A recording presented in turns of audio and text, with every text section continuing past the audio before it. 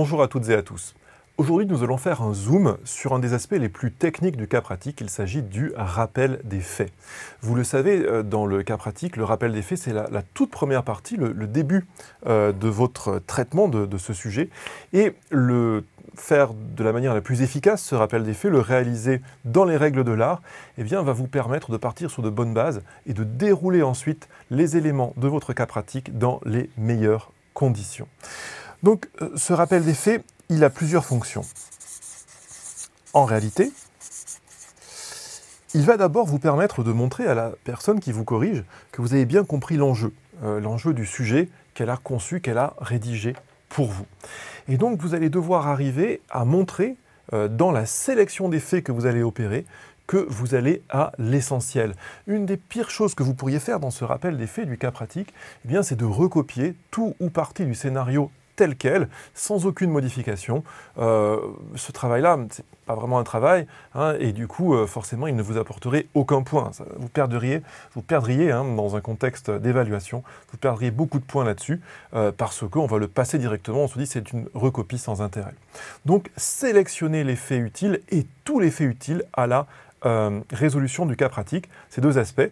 Les faits utiles et tous les faits utiles, c'est vraiment là-dessus que vous serez évalué. Il faut aussi les citer précisément en vérifiant bien que vous n'ajoutez rien. Ça, par exemple, aucun élément ne doit se trouver dans votre rappel des faits qui ne sera pas utilisé plus tard à la lumière des règles de droit applicables. Hein, il ne s'agit pas de garder des détails. J'attire d'ailleurs votre attention sur le fait que dans les cas pratiques, alors pas forcément en première année, mais des cas pratiques un peu plus avancés, on peut tout à fait, et on le fait très fréquemment, vous donner délibérément des éléments supplémentaires pour vous lancer sur des fausses pistes. Donc cette capacité à faire le tri, eh bien, elle est au cœur aussi de ce qu'on va évaluer.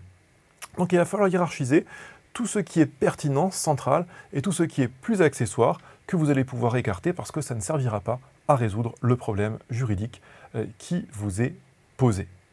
Donc vous le voyez, dès le départ, dès ce rappel des faits, eh bien on ne peut pas noyer le poisson, si je puis dire. Il faut partir d'une très bonne connaissance et d'une très bonne identification des règles de droit qui vont être applicables au cas d'espèce.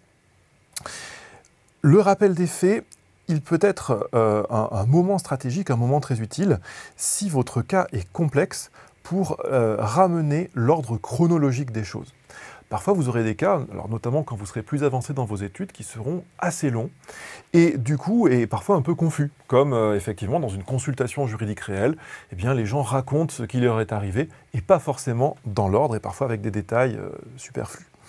Et donc, dans le rappel des faits, eh bien, vous allez devoir restituer l'ordre chronologique. C'est particulièrement important si la loi a évolué dans l'espace temporel que vous allez devoir traiter dans votre cas pratique. Parce que là, dans ces cas-là, eh bien sûr, il y a des questions de validité, d'applicabilité de la norme. Et dans ce cas-là, il va falloir le rendre bien visible dès le départ. Donc, notamment si le cas pratique est complexe, un rappel chronologique, un cadrage chronologique est très important dans le rappel des faits. De manière générale, il faut viser dans ce rappel des faits la brièveté et l'efficacité. Ça ne sert à rien d'être trop long, il faut aller à l'essentiel. Il faut garder à l'esprit que c'est tout le cas pratique qui doit vous permettre d'éclaircir la situation de fait qui vous est présentée et bien d'en tirer une situation de droit. Donc vous n'êtes pas obligé d'aller absolument dans tous les détails de la qualification juridique des faits eux-mêmes. En revanche, ce qui est indispensable dans le rappel des faits, c'est de donner la qualité juridique des protagonistes. Si des personnes sont mariées, on parlera d'époux. Si on est dans un contrat de bail, par exemple, on parlera du bailleur. On n'emploiera pas, comme ce sera peut-être le cas dans votre sujet, Monsieur X ou Madame Y. On ne va pas les appeler dans notre rappel des faits Monsieur X et Madame Y. On parlera de manière générale, avec l'idée d'un élargissement finalement, au-delà du cas d'espèce, on parlera du bailleur, on parlera de l'acheteur, on parlera de l'époux. Donc là aussi, dans le rappel des faits, vous n'êtes pas obligé d'aller au bout de la qualification juridique de chaque détail, parce que ça sera l'enjeu aussi de la résolution du cas pratique lui-même, mais il est très important que dès le départ, la qualité juridique des protagonistes soit établie. Parfois, ce n'est pas forcément clair. On imagine, par exemple, un mariage, on n'est il y a par exemple une question patrimoniale autour de ce mariage, répartition des biens entre les époux, et on n'est pas sûr que le mariage soit valide.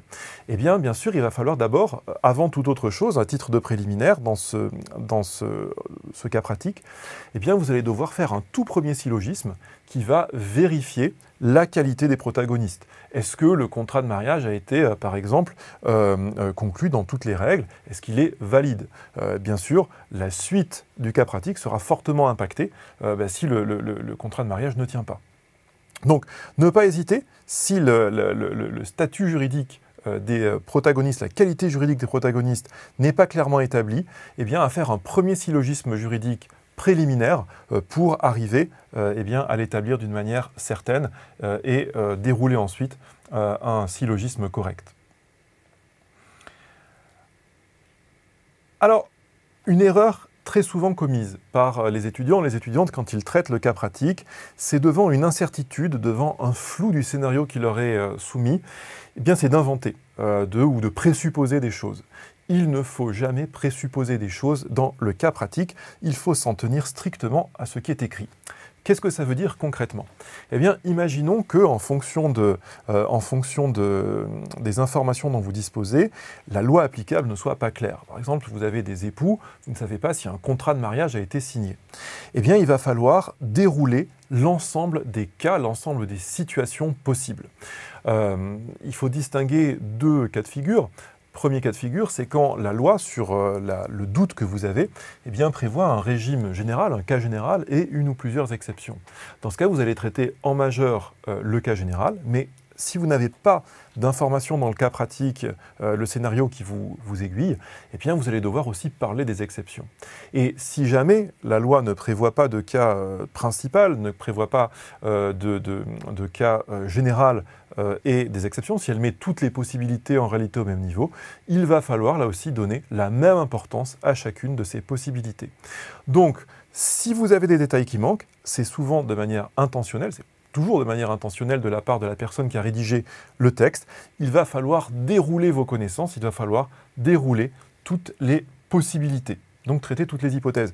Et du coup, la difficulté du cas pratique, ça va être de trouver un équilibre entre aller dans le détail de chaque possibilité jusqu'au bout et d'avoir quand même une vision qui reste une vision d'ensemble, donc sans tricher, sans ajouter aux faits. Ça n'est pas évident, ça fait partie des difficultés de l'exercice. Si vous respectez tous ces enjeux, allez à l'essentiel, bien utiliser non pas le nom, Monsieur Y et Madame Z, mais la qualité juridique des protagonistes. Et si vous vérifiez bien que cette qualité juridique n'est pas frappée d'incertitude, eh bien vous êtes bien parti dans votre cas pratique. A l'inverse, si jamais vous négligez ce rappel des faits, s'il n'est pas suffisamment qualitatif, vous risquez de construire cet édifice, cette tour, qui est le syllogisme juridique du cas pratique. Vous allez construire cette tour sur des fondations qui sont mouvantes, qui sont instables, et c'est mal parti pour la suite. Donc le rappel des faits, un moment qui vous permettra de montrer à votre correcteur que vous avez bien compris les enjeux dès le départ, et aussi qui vous permettra de construire un raisonnement solide à ne pas négliger.